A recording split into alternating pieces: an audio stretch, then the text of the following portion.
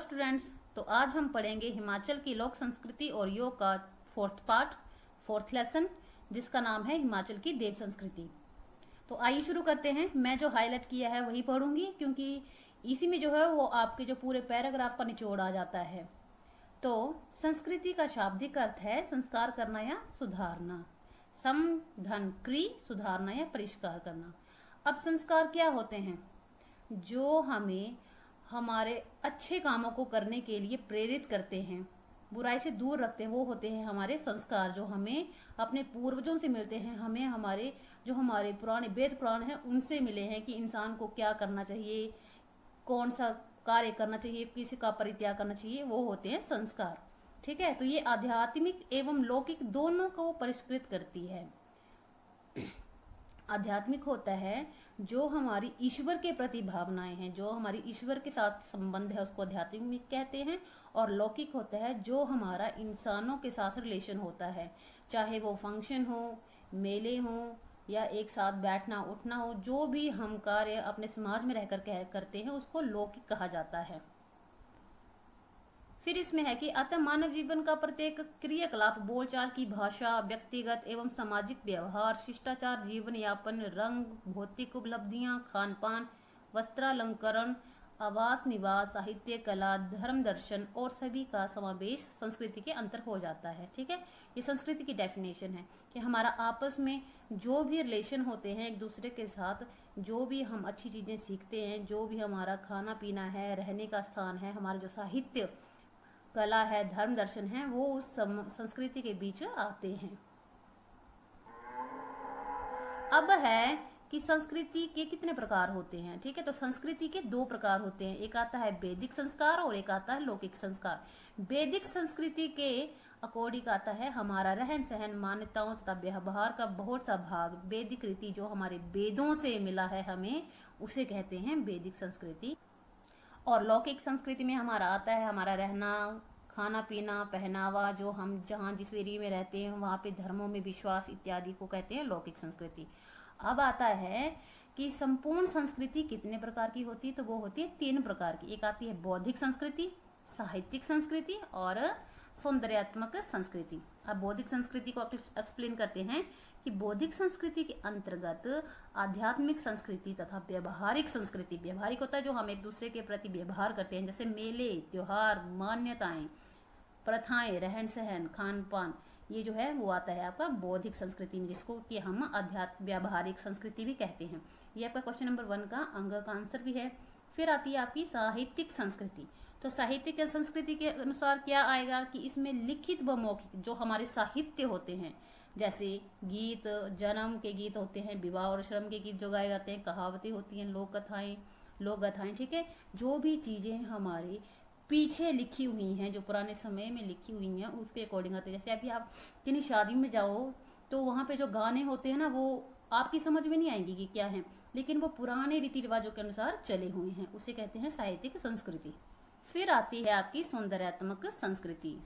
तो इसमें क्या आते हैं, 3 रूप हैं सौंदर्यात्मक संस्कृति के, रंग, आकार व ध्वनि। ये क्वेश्चन भी है कि सौंदर्यात्मक संस्कृति के कितने रूप हैं, तो 3 लिखेंगे आप, याद रखना। तो रंग में क्या आएगा कि चित्रकला के विकास का अध्ययन, हमारी जो चित्रकला जो पुराने समय से चली आ रही है उसके अध्ययन को रंग।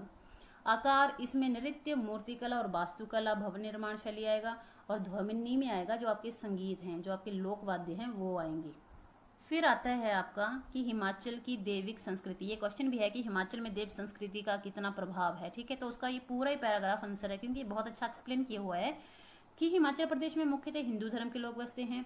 इसके अतिरिक्त बौद्ध, सिख, ईसाई, मुस्लिम आदि विविध धर्मों में आस्था रखने वाले लोग भी यहाँ निवास करते हैं। इस प्रकार यहाँ विविधता में भी एकता विद्यमान है, क्योंकि सभी धर्मों के लोग आपस में प्रेम भाव से रहते हैं। हिमाचल वासियों का दैनिक जीवन धर्म की दूरी के इर्द गिर्द घूमता है। यहाँ के सभी जिलों के लोग शिव, शक्ति, विष्णु, नागों इत्यादि के अतिरिक्त स्थानीय देवी देवताओं की भी पूजा करते हैं। देवी देवताओं के पूर्ण विश्वास हिमाचल की संस्कृति के प्राण हैं।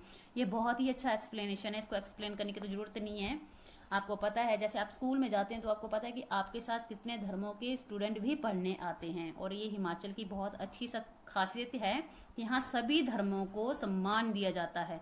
कोई स्पेशल धर्म नहीं होता है हिमाचल के लोगों के लिए कि मुस्लिम है तो मुस्लिम रहेंगे, हिंदू हैं हिंदू रहेंगे, सिख है तो सिख रहेंगे, सभी धर्मों को आदर सम्मान से देखा जाता है। ये पैराग्राफ पूरा लिखेंगे आप, बहुत ही अच्छा प्रभाव पड़ेगा इसका। हिमाचल की संस्कृति को समझने के लिए बहुत ही छोटा सा एक पैराग्राफ है, लेकिन बहुत ही अच्छा है। तो मैं इसका एक्सप्लेन करती हूँ कि हिमाचल प्रदेश के कुछ बड़े लोक देवताओं की अपनी जमीन व संपत्ति भी है। उनके निजी लोकवाद्य, लोकवादक, पुजारी, माली, मंत्री, कोषाध्यक्ष, भंडारी एवं कारदार होते हैं। प्राय देवता के लिए उन्हें विशेष उत्सवों, मेलों, अवसरों व संक्रांति इत्यादि का पर निश्चित मात्रा में नाजादी एकत्र करने का अधिकार भी होता है। छोटे मंदिरों में ये काम अकेला पुजारी ही करता है। कि आपने देखा होगा, अगर आप हिमाचल के रहने वाले हैं तो आपको पता होगा कि हमारे जो देवी देवता हैं उनके पास अपनी जमीन होती है, अपने बड़े बड़े मंदिर होते हैं, पुजारी वगैरह होते हैं जो बिना सैलरी बिना इनकम की काम करते हैं, और साथ में हर वो इंसान उनकी सेवा में हाजिर होता है जिसकी जरूरत होती है। तो पाठ के आखिर में आता है कि हिमाचल के देवी देवताओं को कितनी श्रेणियों में बांटा गया है। तो कितनी श्रेणियों में बांटा गया है? 8 श्रेणियों में, जिसमें पहला है शिव स्वरूप।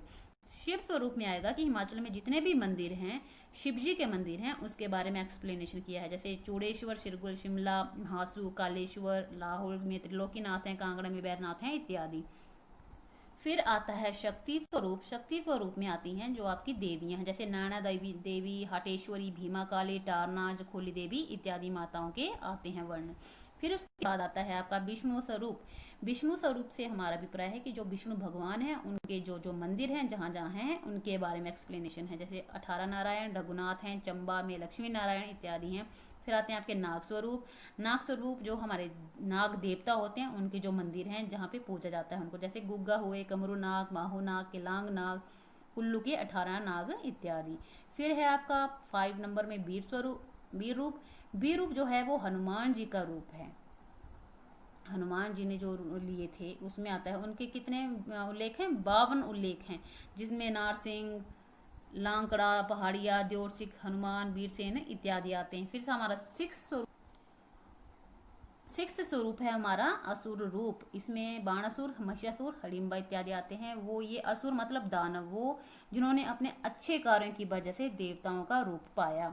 जैसे घटोत्कच जो हमारा मनाली में मंदिर है हडिम्बा माता का और उनके बेटे का। फिर आता है आपका ओतर रूप। ओतर रूप का एक्सप्लेनेशन करती हूँ कि ओतर वो होते हैं जिनकी शादी नहीं होती, जिन लोगों की शादी नहीं होती है, उनके बच्चे नहीं होते हैं, और मरने के बाद उनकी जितनी भी जमीन होती है वो उनके रिश्तेदारों को चली जाती है, उसको कहा जाता है ओतर रूप, और उन लोगों को भी पूजा जाता है। और आखिर में हमारा रूप आता है 8वां, ऋषि व राजा रूप। ऋषि व राजा रूप में आएंगे हमारे जैसे देवता घिपंग, जमलू, मार्कंडेय, व्यास, परशुराम, दुर्वासा। ठीक है, ये आए हमारे ऋषि और राजरूप। ये इन लोगों की पूजा भी देवताओं के समान हिमाचल में की जाती है। तो आइए वह हम इस लेसन के क्वेश्चन आंसर कर लेते हैं। तो पहला प्रश्न है कि संस्कृति से क्या तात्पर्य है। ये तो आपको समझ आ गया होगा कि संस्कृति का शाब्दिक अर्थ होता है संस्कार करना या सुधारना। यह मानव जीवन के लौकिक एवं आध्यात्मिक दोनों पक्षों को सुधारती है। अगर ये क्वेश्चन आता है तो आपने पूरा लिखना है। उसके बाद आता है कि देव संस्कृति से आप क्या समझते हैं। क्या हिमाचल में देव संस्कृति जीवंत है? तो हाँ, देव संस्कृति से प्राय अपने देवताओं में पूर्ण विश्वास रखना है। हाँ, हिमाचल में देव संस्कृति पूरी तरह जीवित है। यहाँ के निवासियों का दैनिक जीवन पूरी तरह धर्म के आसपास ही घूमता है। फिर है आपका क्वेश्चन कि संस्कृति कितने प्रकार की होती है। तो लिखेंगे संस्कृति 2 प्रकार की होती है, वैदिक और लौकिक। हिमाचल प्रदेश में बौद्धिक संस्कृति, साहित्यिक संस्कृति और सौंदर्यात्मक संस्कृति विद्यमान है। ये आपने लिखना है पूरा। फिर घ जो है वो मैंने आपको पहले बता दिया है कि वो पूरा पैराग्राफ आपने राइट करना है, बहुत अच्छा है, वो एक्सप्लेनेशन के साथ है वो। और फिर आता है आपका कि हिमाचल प्रदेश में की व्यवहारिक संस्कृति पर प्रकाश डालें। याद रखना कि व्यवहार होता है जो हम एक दूसरे के प्रति दिखाते हैं, जो रखते हैं। यहाँ के मेलों, त्योहारों, प्रथाओं, खान पान, वेशभूषा आदि पर आधारित है व्यवहारिक संस्कृति। अब क्वेश्चन है कि हिमाचल प्रदेश में मौजूद लोक देवताओं को कितनी श्रेणियों में बांटा जा सकता है, सारगर्भित विवरण दें। तो मैंने बताया जैसे आपको कि 8 श्रेणी में बांटा जाता है, जिसमें शिव स्वरूप मंदिर आए, शक्ति स्वरूप, विष्णु स्वरूप, नाग स्वरूप, वीर स्वरूप, असुर स्वरूप, ओतर स्वरूप और ऋषि और राजा स्वरूप। ठीक है, अब लास्ट क्वेश्चन है कि हिमाचल की संस्कृति अनूठी व अलौकिक है विषय पर विस्तृत चर्चा करते हुए अपने विचार लिखिए। आप राइट करेंगे कि हिमाचल प्रदेश में मुख्यतः हिंदू धर्म के लोग रहते हैं। इसके अतिरिक्त सिख, बौद्ध, ईसाई, मुस्लिम आदि विभिन्न धर्मों में आस्था रखने वाले लोग भी रहते हैं। इस प्रकार यहाँ विविधता में एकता विद्यमान है, क्योंकि सभी आपस में प्रेम भाव से रहते हैं।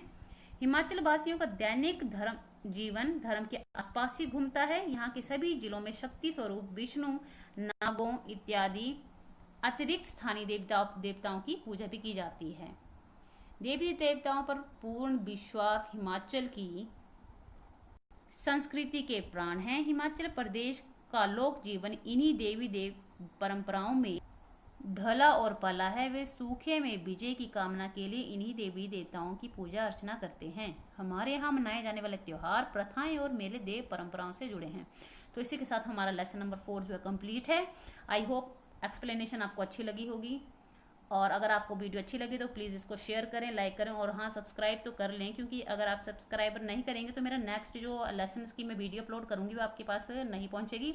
और साथ में बेल आइकन जरूर प्रेस कर लें, क्योंकि उससे जो है आपको मेरे आने वाले हर वीडियो की नोटिफिकेशन जल्दी मिल जाएगी। और हाँ, अपने फ्रेंड्स के साथ ज़रूर शेयर करें जो आपके साथ ही 8th क्लास में पढ़ते हैं, ताकि उनको भी इससे नॉलेज मिले और पढ़ने में आसानी हो। Thank you, thanks for watching.